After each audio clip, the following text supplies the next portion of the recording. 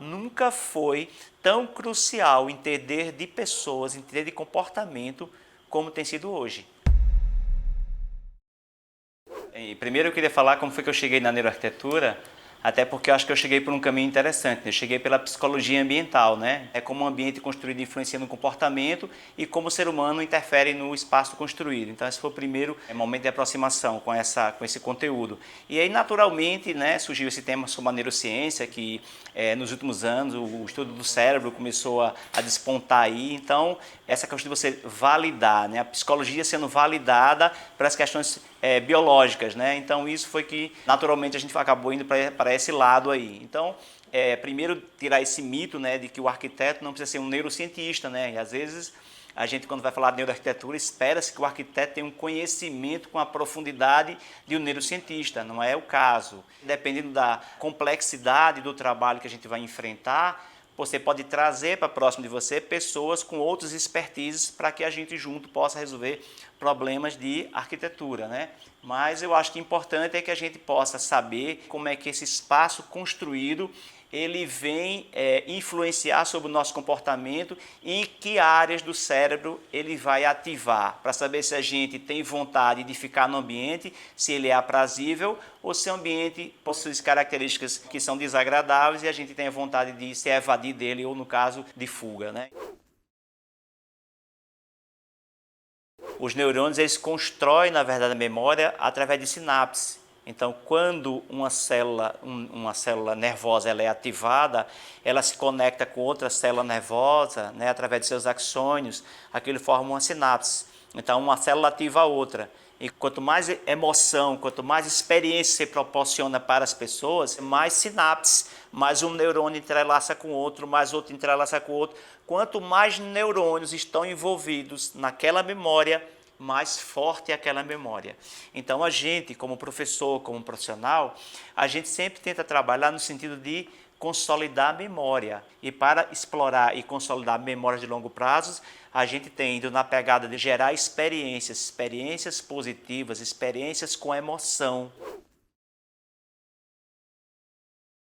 Enquanto a psicologia ambiental nos interessa conhecer o comportamento observável, a relação bionívoca entre ser humano e ambiente construído e o impacto do ambiente construído sobre o ser humano, a neuroarquitetura ela traz a ciência para validar os comportamentos, né? Em que partes do nosso cérebro são ativadas à medida que a gente experiencia, né, esse espaço. Aí eu posso lembrar de um vídeo, recomendo para vocês, procure lá, Google Milan. Que é o Google, ele fez uma experiência de espaços, ele criou alguns espaços na Feira de Milão, e as pessoas entravam nesses espaços com uma pulseirinha, e essa pulseirinha ia medir o ritmo cardíaco, ia medir a temperatura da pele, e à medida que a gente passava nos ambientes, essa pulseirinha ia fazer uma leitura de como nós nos sentimos em cada momento da experiência. E ao final da experiência, a gente conseguia saber em que ambiente nós tivemos melhor relaxamento, melhor engajamento. Então isso já é a tecnologia sendo utilizada para mensurar, né, como é que a gente está se relacionando com esse espaço construído. A gente tem que entender cada vez mais da questão do comportamento humano. Nunca foi tão crucial entender de pessoas, entender de comportamento como tem sido hoje. Tem um exemplo, né, de um arquiteto, é uma dissertação que ele fez e que ele pegou um aparelho de eletroencefalograma portátil, ele colocou na cabeça de algumas pessoas e levou essas pessoas para diversos ambientes de Barcelona. E a partir desse equipamento, né, do eletroencefalograma portátil, ele conseguiu fazer um mapeamento e tentar compreender aqueles ambientes, para poder tirar conclusões em que momento a pessoa ficava mais excitada ou a pessoa ficava mais relaxada ou mais estressada. Então o que a gente está discutindo aqui é que à medida que esses estudos estão trazendo algumas reflexões, nós também, como arquitetos, sem ser neurocientistas, podemos utilizar esses estudos para poder validar algumas proposituras. Um exemplo, né? Os estudiosos verificaram que as pessoas que ficam em ambientes fechados, elas se sentem muito estressadas. Aí a gente faz uma ponte com a biofilia, que diz que as pessoas que têm abertura para o exterior, luz natural, contato com a natureza, se sentem mais relaxadas. Então, são reflexões que foram feitas a partir de investigação científica, mas que eu posso me apropriar sem fazer um experimento científico e utilizar numa decisão de projeto. Antigamente o foco era na arquitetura, era no objeto, era no edifício, né? Agora o foco é nas pessoas. Se você vai pegar a arquitetura moderna, né? Você vai pegar a obra do mestre Niemeyer, que o foco é no objeto, o objeto como protagonista, né?